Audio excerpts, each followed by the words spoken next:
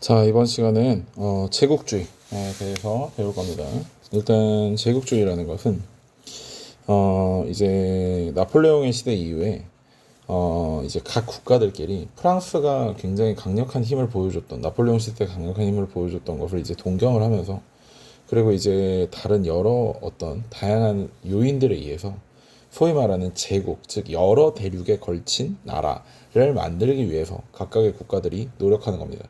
말이 좋아서 거창하게 이런 거지. 그냥 식민지 쟁탈 전쟁이라고 보시면 돼요. 제국주의는. 그렇다면 제국주의 배경은 어떻게 되느냐? 우선 첫 번째로 침략적 민족주의를 들을 수 있습니다.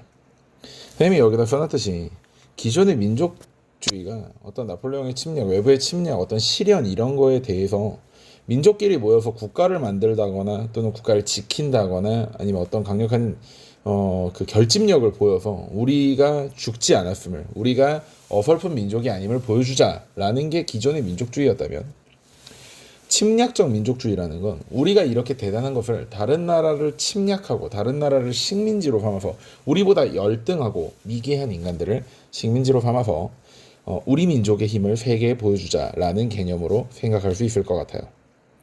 자, 그래서 정치적으로는 그런 배경을 가지고 있고 경제적으로는 독점 자본주의가 발달하게 되면서 이제 그 국가의 어떤 경제에 큰 영향을 미치는 몇몇의 큰 재벌들이 등장을 하게 되거든. 근데 이제 이런 재벌들의 어떤 편의나 또는 꼭 재벌이 아니더라도 기업들의 편의, 즉 원재료를 싸게 살 수 있고 또 값싼 노동력을 수입해 올 수 있는 그러한 어떤 기업들의 편의를 봐주기 위해서 독점 자본주의 하에 성장하게 되는 대규모 재벌들의 뒤를 봐주기 위한 그러한 부분들도 있습니다. 그들의 배를 채워주기 위해서. 세 번째 사상으로는 이제 사회 진화론이라는 이야기가 나오게 되는데, 이제 다인의 진화론이 이 이전 시대에 나오게 되고, 여기서 중요한 것은 적자생존과 약육강식이라는 것인데, 문제는 이 약육강식이라는 것 자체를 사회, 즉 인간 사회에도 적용시킨 것이 스펜서의 사회 진화론입니다. 따라서 스펜서의 사회 진화론은 이 약육강식이라는 어떤 그러한 그 개념을 인간에게 적용시켜서 당연히 강한 국가가 약한 국가를 먹어치우고 수탈하고 침략하고 하는 것은 당연히 자연의 법칙이다 라는 식으로 제국주의를 정당화했다는 점에 그 의미를 둘 수 있을 것 같고요. 마지막으로 인종주의에서는 이제 실제로 백인종이 훨씬 더 우월하고, 왜냐하면 상대적으로 더 상대적으로 사실 문명이 우월하다 이런 것보다도 적어도 일단 열병기, 즉 무기나 어떤 싸우는 부분에 있어서는 백인들이 나름대로 우월한 형태가 맞았기 때문에 그러한 것들을 기반으로 우리는 우월하고 저들은 미개하다, 그러니까 황인종이나 흑인종들은 미개하다라고 하게 되는 그런 인종주의가 등장을 하게 되는데, 이게 진짜 그냥 단순히 인종차별 그런 느낌이 아니고, 차별은 적어도 같이 인간이라는 거를 인지하고 있는 상태에서 그래도 니들이 나보다 미개하지 이런 느낌이라면 애초에 같은 종족으로 생각을 안 하고 있어요.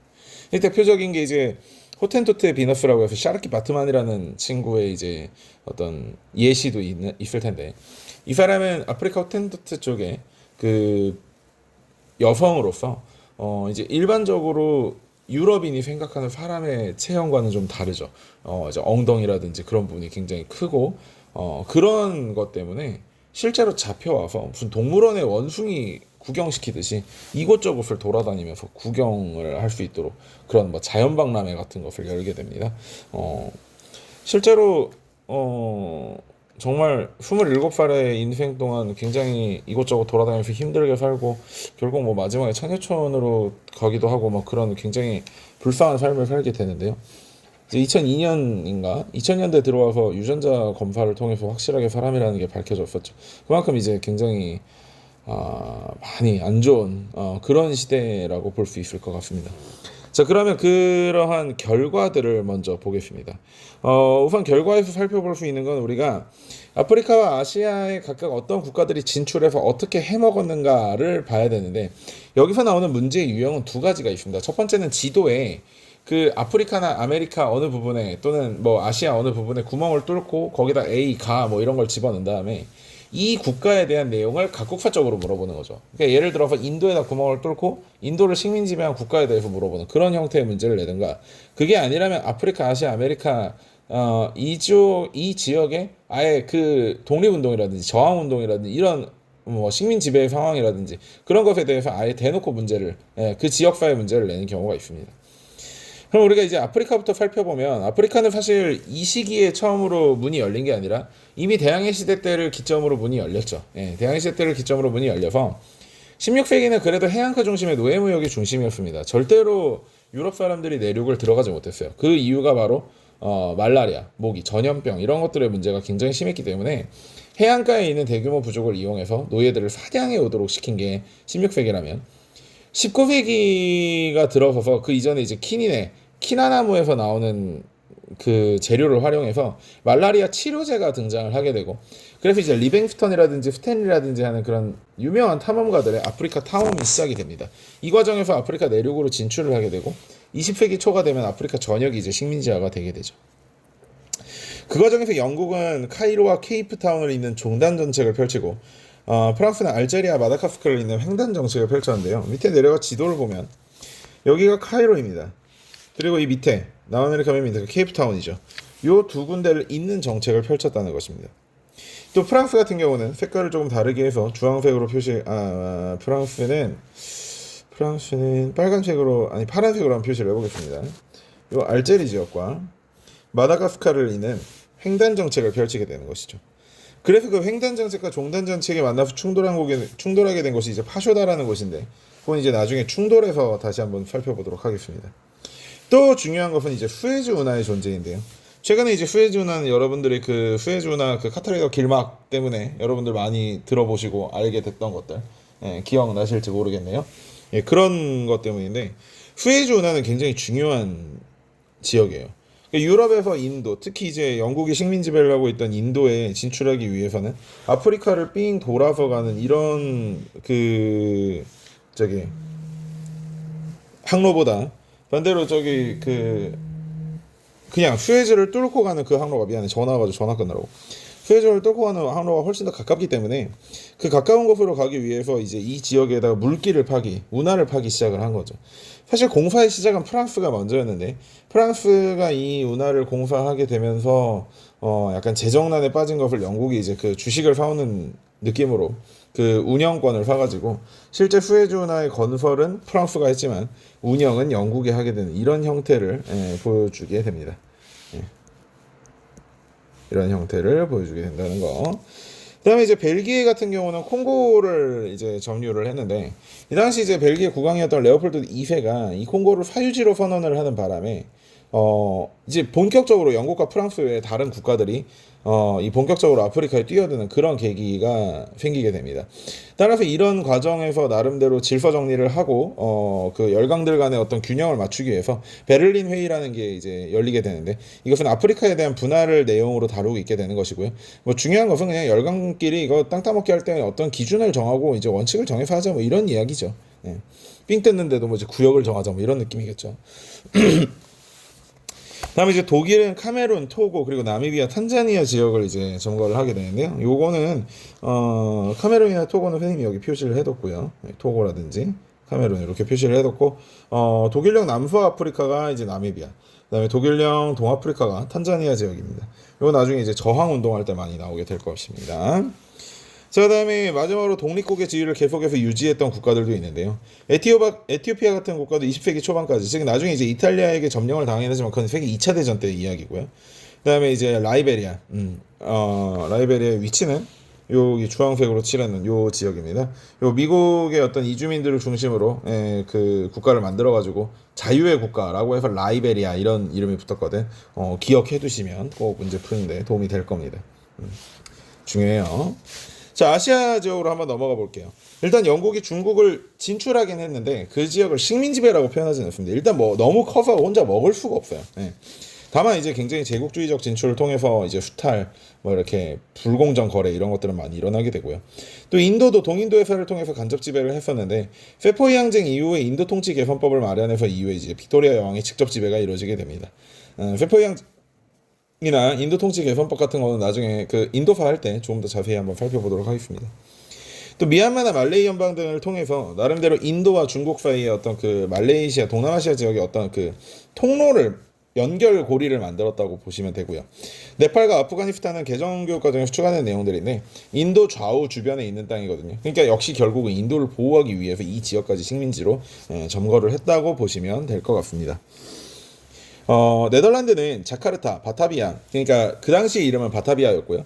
그 다음에 지금 현재 이름은 자카르타라고 불리는 네덜란드령 동인도 자와나 수마트라, 보르네오 같은 섬을 중심으로 이제 식민 지배를 하게 됩니다. 잠깐 오른쪽으로 넘어가서 지도를 좀 보고 들어오겠습니다.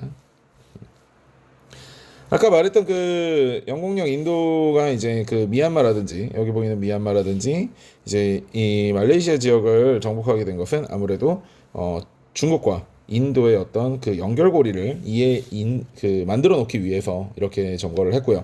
네덜란드 같은 경우는 여기가 이제 수마트라 섬이고 여기 써놨죠. 수마트라, 여기가 이제 자바섬 또는 자와섬이라고 하고 여기는 보르네오 섬인데 이 섬들 그리고 여기에 있는 향료제도까지 중심으로 네덜란드의 어떤 식민지를 운영을 하고 있었습니다. 네덜란드령 동인도 제도라고 해가지고. 그다음에 네덜란드 역시 여기서 이제 돈이 되는 사업인 플랜테이션을 운영을 하게 되죠. 네. 그다음 프랑스 같은 경우는 베트남, 라오스, 캄보디아를 모아서 프랑스령 인도차이나 연방을 만들게 되는데 이게 이제 나폴레옹 3세 때 진출은 이 지역에 이미 했으나 연방을 만든 것은 그 후다라고 해서 선생님이 나폴레옹 3세를 할 때도 한번 언급을 한 적이 있었죠. 그 연도를 잘 기억을 해주면 좋을 것 같습니다. 뭐 연도까지 기억을 할 게 아니라 나폴레옹 3세 때가 아니라 나폴레옹 3세 이후라는 거, 그거 같이 기억해두면 좋을 것 같고요. 그다음에 이제 미국 같은 경우는 원래 스페인의 식민지였던 그 필리핀을 놓고 미국과 스페인 사이에 전쟁이 벌어지게 되고 그 이후에 이제 필리핀을 획득을 하게 됩니다. 뭐 기타로는 이제 영국은 이제 식민지라는 느낌보다는 그 지역에 사는 사람들에게 자치권을 주는, 왜냐면 이제 백인 이주민들이 대부분이었거든요. 그래서 그 지역에 사는 사람들에게 자치권을 주게 되는 이제 오스트레일리아나 뉴질랜드 같은 그러한 국가들을 또 마련하기도 하고, 여기 기타는 거의 태평양이에요. 독일 같은 경우는 비스마르크 제도나 마셜 제도 같은 것들을 활용을 했는데 이제 마셜 제도 같은 경우도 그렇고 1차 대전 이후에 1차 대전에 독일이 패전국이었고 일본은 승전국이었잖아. 영국의 동맹을 하게 되면서 나중에 배울 거예요. 그 과정에서 이 지역들이 이제 일본령으로 넘어가서 일본이 2차 대전 때 태평양 전쟁을 치름에 있어서 중요한 기지가 되어주는 그런 곳으로 발전하기도 합니다. 미국 같은 경우는 쿠바를 보호국으로 삼고 우리가 알고 있는 휴양지인 괌과 하와이 이런 지역들을 또 식민지 또는 점거를 하는 그런 형태로 발전을 하게 되는데요. 그 과정에서 이제 영토를 놓고 충돌이 일어나게 됩니다. 그 제국주의적 충돌을 이제 한번 살펴보면은 이제 파쇼다 사건이라 그래가지고 아까 말했던 그 프랑스의 횡단 정책과 영국의 종단 정책이 충돌하게 되는 그런 사건도 일어나게 되고요. 그 다음에 이제 모로코 사건이라 그래가지고 기존의 외교적 고립을 무서워해서 나름대로 외교의 균형이 있어야 된다라고 주장했던 비스마르크를 실각시킨 비렐름 1세 아들이거든요. 비렐름 2세가 이제 모로코 지역, 여기 보이는 이 파란색 지역의 이 모로코 지역에다가 군대는 아니죠. 정확히 군함을 보냅니다. 군함을 보내서 나름대로 여기를 우리가 좀 먹어볼까 하고 집적되는데 프랑스의 반발이 굉장히 심했고, 영국이 이때는 독일의 팽창 정책을 경제를 하면서 지금까지는 프랑스와 영국이 싸우고 있었고 프로이센과 영국은 되게 가까운 사이였잖아. 언제냐 오스트리아 왕위기승 전쟁 말고 그 다음 거 7년 전쟁 때 봤듯이 그런 상황이었는데 이제 영국은 다시 프랑스 편을 들어주고 독일을 견제하기 시작합니다. 요거는 두 차례나 일어났어요. 1차 모로코 사건과 2차 모로코 사건. 두 가지를 다 기억해두면 좋을 것 같습니다. 자, 아프리카의 저항운동을 잠시만요. 아시아 지역을 먼저 하고 오는 게 좋을까?